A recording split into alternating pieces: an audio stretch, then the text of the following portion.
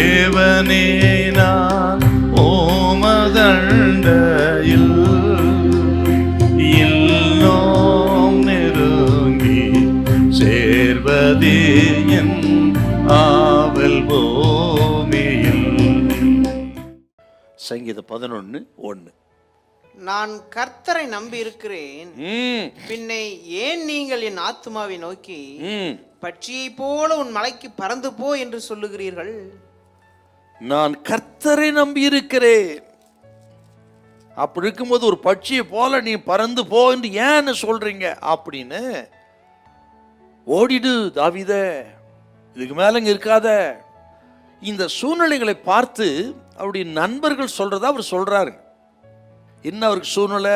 இந்த சங்கீதத்தை நீங்க பார்த்தீங்கன்னா அவருக்கு என்ன சூழ்நிலை? 2வது வாசி பார்த்தீங்கன்னா, துன்மார்க்கர் வில்லை வளைத்து செம்மையான இருதயத்தை மேல் அந்தகாரத்தில் எய்யும்படி தங்கள் அம்புகளை நானிலே தொடுக்கிறார். துன்மார்கள், விரோதிகள், சத்துருக்கள் எல்லாம் அம்பு எவதுக்கு ஆயத்தமா இருக்கிறான், கொன்று போடுவதற்கு ஆயத்தமா இருக்கிறார்கள். எந்த நேரத்தில் ஏதோ நடக்கக்கூடிய ஒரு சூழ்நிலை, ஆபத்து இருக்குது. அது மட்டும் கிடையாது. நீங்கள் அடுத்த 3ஆம் வசனம், நீதிமான் என்ன செய்வார்? சூழ்நிலைன்னா எப்பக்கம் நெருக்கம் இருக்கு. துன்மார்க்கர் நெருங்கி இருக்கிறார்கள், கொன்று போடுவதற்கு ஆயத்தமா இருக்கிறார்கள்.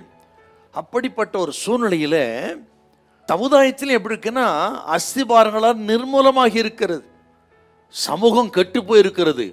சமூகத்தினுடைய நீதி, நேர்மை, உத்தம, உண்மை, கர்த்தருக்கு பயப்படுகிற பயம் எல்லாம் கெட்டு நிர்மூலமாக இருக்கிறது.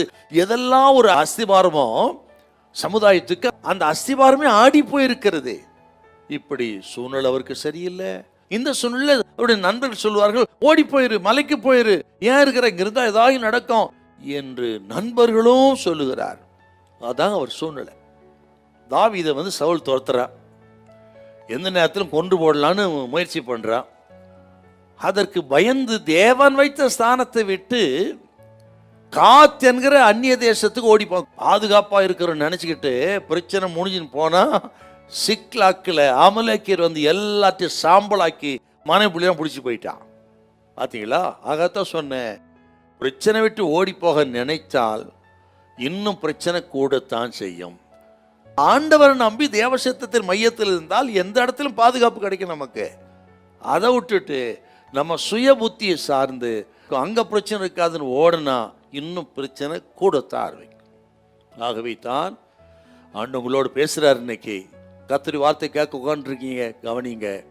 எத்தனை பிரச்சனை மத்தியிலும் நீங்கள் தேவ சமூகத்தில், தேவ சித்தத்தில் மைதல் இருந்து விட்டால் எந்த பிரச்சனை ஒன்றும் செய்யாத உங்களுக்கு. ஹல்லேலூயா, ஹல்லேலூயா.